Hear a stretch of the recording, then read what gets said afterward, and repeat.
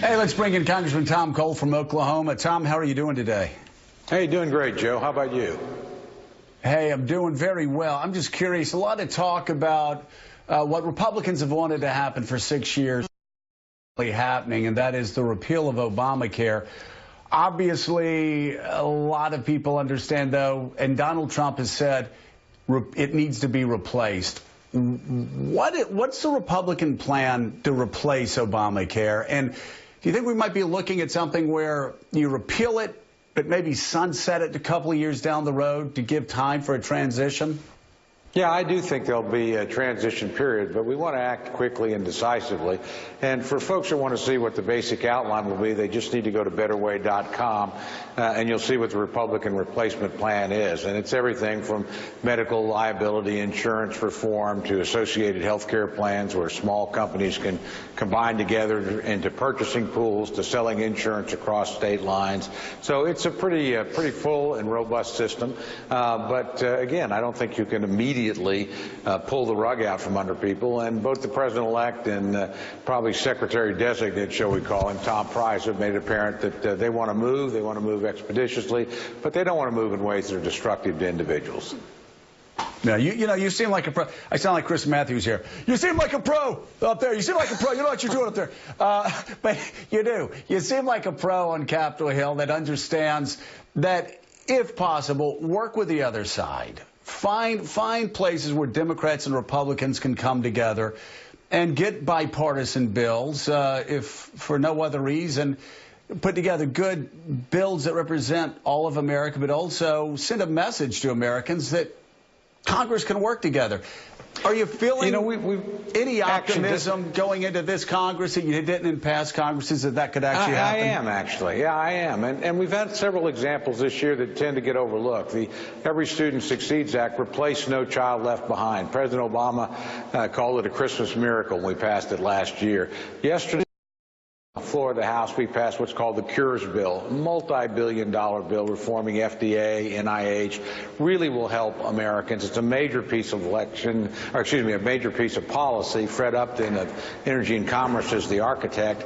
And again, huge bipartisan support. It's going to move through both chambers. We're going to pass the defense authorization bill on a bipartisan basis, again, probably, I think, for the 55th time in a row. So there's a little bit more of it up here than most people realize. And frankly, I think President-elect has put some proposals out there like infrastructure and like tax reform where I think there will be elements that appeal to Democrats, and hopefully some of them will feel comfortable supporting those kinds of initiatives. Tom, good morning. Harold Ford. Hey, Harold. We've commented on this show that there's been an absence of talk about deficits and debt, that fiscal spending. You mentioned some of it, infrastructure, and even some of the tax cuts. Do you see that conversation reemerging within your own caucus? And I know you're in line to chair the Budget Committee. Will those issues, again, be prominent ones? And if so, how will they play into your thinking around some of the President-elect's plans? First of all, spare me from the Budget Committee. I'm going to be happy to be a cardinal, and that's what I do on appropriations. But I'm on the Budget Committee and happy to be there, but I don't have any desire to chair it. In terms of deficit reduction, look, I think that's absolutely critical. I don't think our caucus has lost our focus on that. And frankly, and this is one where I'm going to set myself apart probably from the incoming administration, but look, you're going to have to get to entitlement reform sooner or later. That's just the reality. You can never balance the budget around here.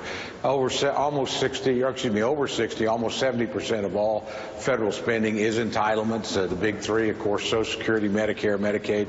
If you think you're ever going to balance the budget without reforming them and making some tough decisions, you're kidding yourself. So that's going to emerge whether people want it to or not, because there's no way to make numbers add up without getting serious about those programs. Congressman Steve Ratner, the government shutdown is looming. I think we all assume you guys will find a way around that. But I think the larger question is that since Speaker Ryan took over, there hasn't been quite the level of progress or action on budget matters, and I think a lot of us expect that. I think you've passed 1 out of 11 or 12 appropriations bill. I don't think you've actually even passed the budget. So it feels like your caucus, before you even get to dealing with the Democrats, doesn't have a consensus around what it wants to do on these fiscal matters. Well, actually, you're right about the budget, by the way. The overwhelming majority of our members supported the Republican budget that was reported out of committee, but we couldn't get 218, and quite frankly, you can't expect the Democrats to pass a Republican budget. I mean, that's pretty much our responsibility. On the appropriations bills, all 12 of them were actually reported out of committee. The real problem was that the Senate quit picking up bills and bringing them on the floor, and that affects what we do over here, because you're not going to send legislation to the floor when it has no chance of moving through the Senate whatsoever. You just make your members take a lot of tough votes. Now, in my view, we could have done and should have done an omnibus spending bill this year. We could have had all the spending set through the end of the fiscal year. The decision was made at the leadership level and by the incoming administration not to do that. Personally, I got to tell you, I think that was a mistake. And we're going to end up next year having to write 2 sets of appropriations bills. We'll get it done.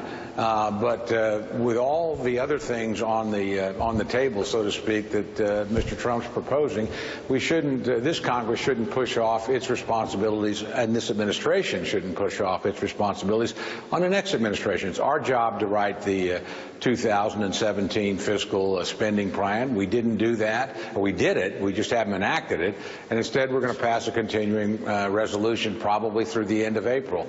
And frankly, when we get there, if we're not careful, the well, let's just continue this through the end of the fiscal year, September 30th. I think that's sloppy appropriating and budgeting. All right. Well, you got to face that head on. You also have to face my next question head on. Oklahoma or Oklahoma State? Who's going to win on Saturday? Hey, that's easy for me, man. It's Oklahoma. I got a lot of respect for Oklahoma State, but I'm an OU grad. OU's in my district, and I'm always with my Sooners. That's going to be a great game, number 7 against number 11. Good luck, Congressman Tom Cole.